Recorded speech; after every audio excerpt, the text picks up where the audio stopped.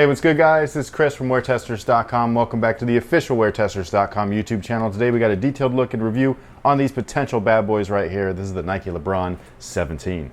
Hey, have you got these in a size 11.5?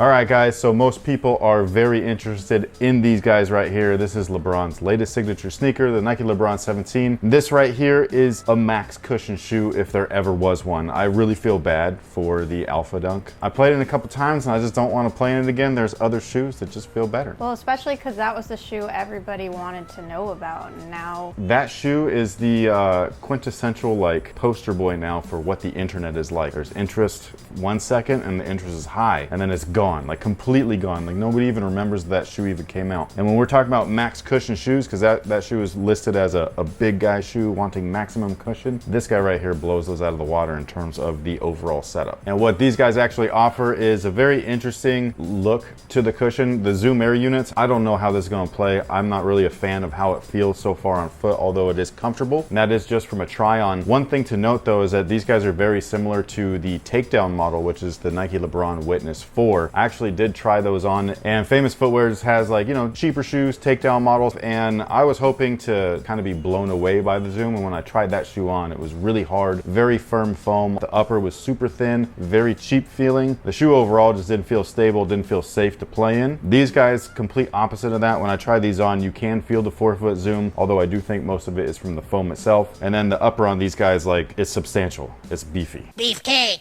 Beefcake! Now that forefoot cushion again is 4-foot Zoom Air. It's isolated in 2 Zoom bags, and thanks to the good folks over at FastPass, they actually deconstructed the entire shoe so you can see the exact measurements of these guys right here. And this is essentially a shoe with zero court feel. You ride so high on these, it's ridiculous. Like the total stack height is insane. Now in the rear of the shoe, it's almost all air, at least that's how it looks. It's actually labeled on the little stability piece. Your little heel cup? It's a heel cup, but it extends all the way to the forefoot. It's just this little TPU wrap. Basically, it says on there that this is an Air C unit, so it's shaped like a C, so it's not an entire air unit and all that stuff. All of the inside, or the guts of everything, is pretty much the same exact foam that the midsole was made out of. It's a real interesting setup, very similar to what we see on the Air Max 270 and 720s. And then on top of that, it actually tells you the PSI level, which is 25 pounds per square inch. So it's a heavily inflated bag. However, when I was pushing like my weight and everything when I tried them on the rear of the shoe, I just wonder what's gonna happen, because I will use my heel to brake, especially if I'm rolling into a shot, and I wonder if that's gonna make me feel unstable in any way, or if it's gonna be perfectly fine. It's just gonna ease me into the stride, much like a rounded rear would. We'll have to just wait and see. However, like I was saying earlier, max cushion setup, so if you're looking for a max cushion shoe, it doesn't get any more max than this. This is insane. What was the retail price on these again? $200. Jesus. I thought that it was 180. What is 180? 34. Man,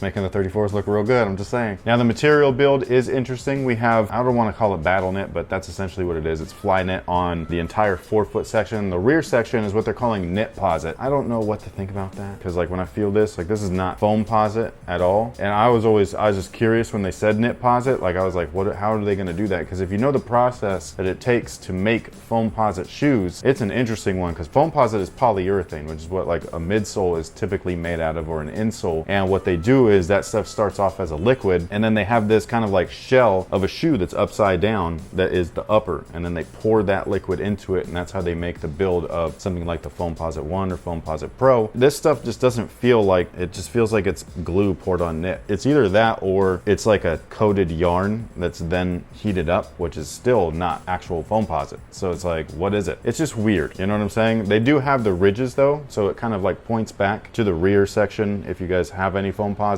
of that shoe, where it's got that like that molded look. I do like that it is more structured back there than the 4-foot, so you got a little bit more flexibility and mobility up front, a lot of structure and stability in the back, which is great, especially with this air unit right there, which could potentially be unstable, who knows. Also, I forgot to say, there's a little outrigger right there. So if you guys remember the Nike LeBron 15, the mini outrigger thing was like a big deal because we didn't get those, but LeBron did. Only after LeBron had stability issues in the shoe, which I actually said that I had, and everybody that loves that shoe got all mad at me. They were like, I love those, I don't have it, you're stupid, you can't. And I'm like, okay bro, like my experience is not your experience, but that's cool because, you know, internet. But anyways, they actually put those same little outriggers on the following model, the LeBron 16, because they weren't necessary. What they've ended up doing is putting that same exact outrigger on the airbag right here in the back, which I think is dope, and they do have a little one again on that zoom pod. So that was something I missed earlier, but it was something that really stood out to me where I was like, yo, that's sick. Now the interior section of this rear section of the shoe is heavily padded, very nicely sculpted. I liked how it fit. And then on top of that, somebody in our Discord member, it was Lix, she was asking what this was gonna feel like with no shows and all that stuff. Is gonna dig in. I actually tried them on with no shows and it doesn't feel like that. Everything, like the padding, goes all the way up to the top eyelet section. The trim though is super weird. It's like unfinished looking. I don't know how to explain it. It's just really weird. And then this little thing right there is, I guess that's the pull tab. So I don't see where there will be any chafing and all of that if you happen to, you know, hoop in no-show socks or low-cut socks. The tongue is interesting. They're all kind of different, like all the colorways. They're going to be a little bit like of a different setup and stuff. This one reminds me of the LeBron 16 a little bit, where the laces go underneath. And then on top of that, the graphics on both tongue is different. I don't think I like it. Not the graphic part. I don't like the tongue itself. I don't like having the laces go through there. It was hard to unloose. Now, as far as fit is concerned, these guys do fit a little bit snug in my opinion, but I did go true to size, so that's what I would go with. And speaking of snug fits, we do have a sponsor for this video, Mott & Bow. They are a jeans manufacturer. They actually make stretchy jeans. They were not as tight as these guys right here, I gotta say. But since I don't wear jeans, I don't want to talk about them. But our good friend Drew, he's got you covered. Thanks, Chris. Mott & Bow's founder, Alejandro, is a good friend of WearTesters, and he wanted us to showcase the jeans that his company makes. They're based out in New York, right here in the US, and they make some really cool jeans. These are the Broom. They are a really stretchy jean, about 35% stretch. I mean, that's like more than some compression that you wear. These are the Barclay. They are a never fade from black jeans, so they're gonna stay this nice crisp black for their entire life, which will match the black on most of your sneakers. And then you got this Wooster, which is another one, kind of a nice dark indigo you wear to the office. It's got some stretch as well, but basically these are the kind of jeans that you can wear to formal events or in the office with a button down.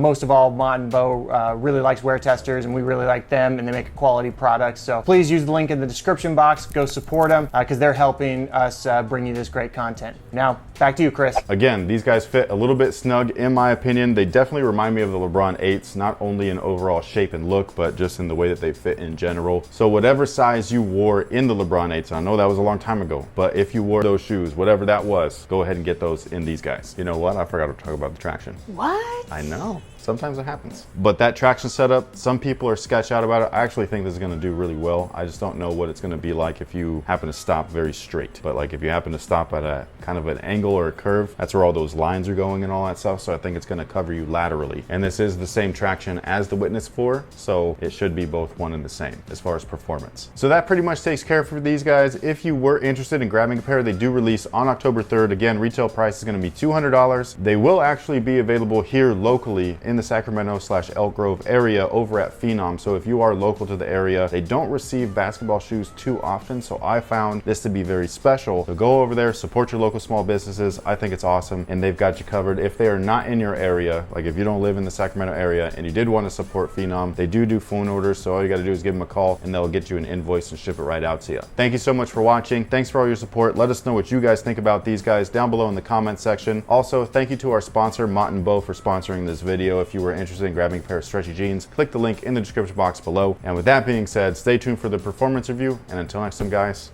have a good one. So I know that the shoes are made like 2 years in advance before we even see them ever. Sometimes more. Sometimes more. Depends on the brand. But if I didn't know that, I would swear the designers saw our latest Soldier video where I made fun of the little logo saying it was like the Fairly Odd Parents, and they're like, let's go and beef that crown up. Because the entire back. Oh yeah, it looks like the crown. I still think it looks stupid. You can think that. I do think that, and a lot of other people do too, because what the f is that? Well, I do like that it's much softer because it looked like it was going to be very rugged. That's something that I was worried about with the knit Posit. Like I thought that was going to like jam into your thing and stuff, and it doesn't. Like the knit Posit is so weird because the back is primarily it, and then it kind of comes and gets sporadic as it moves forward, especially to the front. So there's some sections that are knit Posit way up here, but then the majority of it is just knit, which makes me be like, it's not real foam Posit. Right. I understand marketing. I get it. You got to name things in in what's familiar. And if it's not familiar, you've got to throw a name out that is really catchy. Zoom Air and stuff like that, so that people are like, ooh, I want to try it. But people that have been buying Nike basketball shoes for a really long time, like foam Posit is a staple as far as tech goes. Like that's the future shoe from way back then that you fast forward now, and that still looks like it's from the future. It still looks like a moon shoe,